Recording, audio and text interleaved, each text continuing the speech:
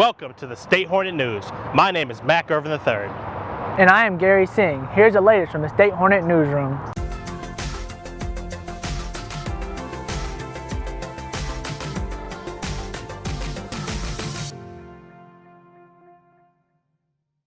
The 2020 presidential election is tomorrow, and the State Hornet team has released 3 FAQ stories and videos on the measures that the city of Sacramento will be voting on. If you haven't already voted, these are the measures on the ballot. Measure A, which would redefine the mayor's role in city government, giving him broader authorities. Measure B, which would create a special exemption for the City of Sacramento's redistricting committee just for the year 2022. And Measure C, which would create new rent control laws, which would limit the amount landlords can increase rent on their current tenants. Gerardo Zavala attended a virtual meet and greet with ASI Executive Board and some faculty where they discussed 4 priorities for the 2021 school year. He has this report. Sacramento State's Associated Students Board of Directors hosted a meet and greet with university faculty and administrators to introduce themselves and talk about their priorities for the year. This year, in many ways, ASI becomes more important because you are physically here to represent the students, even if you're virtually doing it. And ASI is the voice of the students.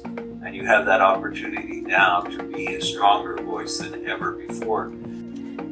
The ASI Board of Directors will work on creating a repository to make resources and information more accessible to students. Sac State has so many resources, but students, especially now, they don't know where to look for it. So we would like to create some sort of shortcut to be able to.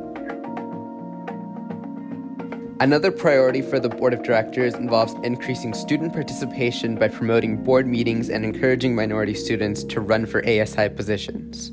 We try to post a lot on Instagram these days, but not everything that gets passed goes onto our Instagram. So we just want to make sure that students are coming to board meetings and they can ask questions, or if they're having any problems, they can come and share their problems with us there because we have time for public comment.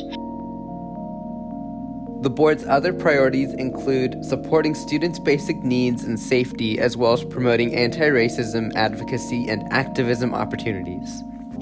The Crossings, a student housing complex off campus, received a bomb threat October 26th. Sacramento police were notified at 1:40 p.m., according to Carl Chan, a public information officer for the Sacramento Police Department.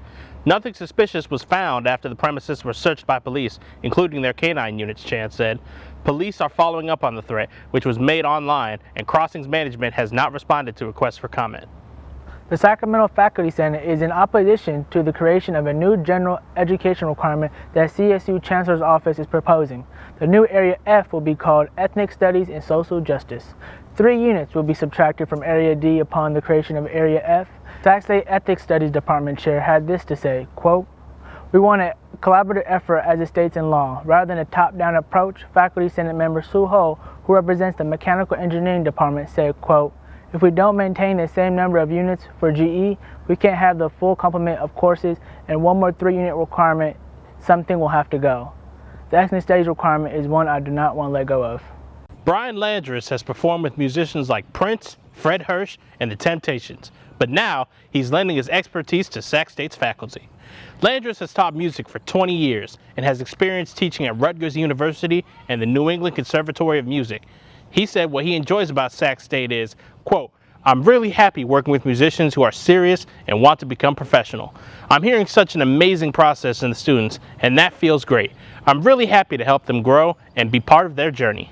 Griot the Storyteller, a senior at Sac State, performed with her band Baobab at the Tailored Mind Studios for a group of 15 mask-wearing art lovers. Baobab is named after a sacred tree in Africa, which according to Griot, quote, "cannot be killed and is virtually indestructible." Griot added that this is how they want Baobab's music to be viewed.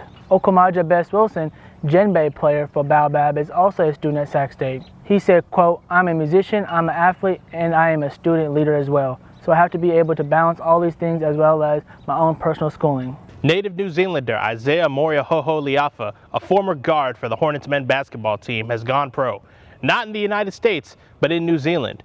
Moria-Hoho-Liafa is playing for the Auckland Huskies. Moria-Hoho-Liafa is excited to be playing in front of his family again and is excited to be part of the NBL, which is rising in prominence.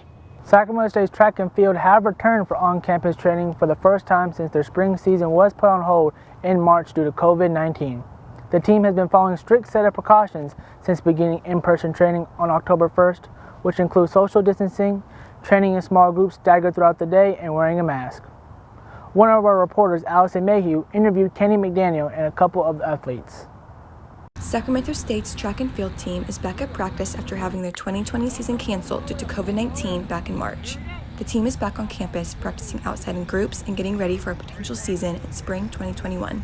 I'm nervous for COVID for sure. I think everyone should be. I don't think that it's something that anyone should be taking lightly. But I hope to think that everybody on the team is smart enough to be practicing social distancing guidelines and keeping their own social spheres, as closed as possible. Yeah, so we actually started October 1st. So this is like our second week, mid of the second week starting. I'm just trying to stay motivated, honestly, and determined to do better because, after COVID, life got a little different because I was like super lazy, doing nothing. So now getting back into like doing weights and practice every day, 5 days a week is a little different. So even their coach had to make some changes in terms of how he interacts with his players. My staff is, we love our kids. We like to hug them and how you doing, and we give them a dap. But now we try to give a little elbow every now and then. But it changed a lot. We try to keep our distance. But again, the kids are adjusting to this new way of life. One of the biggest parts about COVID happening is not having the team environment. The team environment, at least for me, and I would assume for most of my teammates as well, is a really big factor. Thank you for joining us on this edition of State Hornet News. My name is Gary Singh. And I'm Mac Irvin III. As always, our coverage continues on statehornet.com. Make sure to follow us on Twitter, Facebook, and Instagram, and subscribe to our YouTube channel. Stay safe, stay healthy, and we'll see you next time.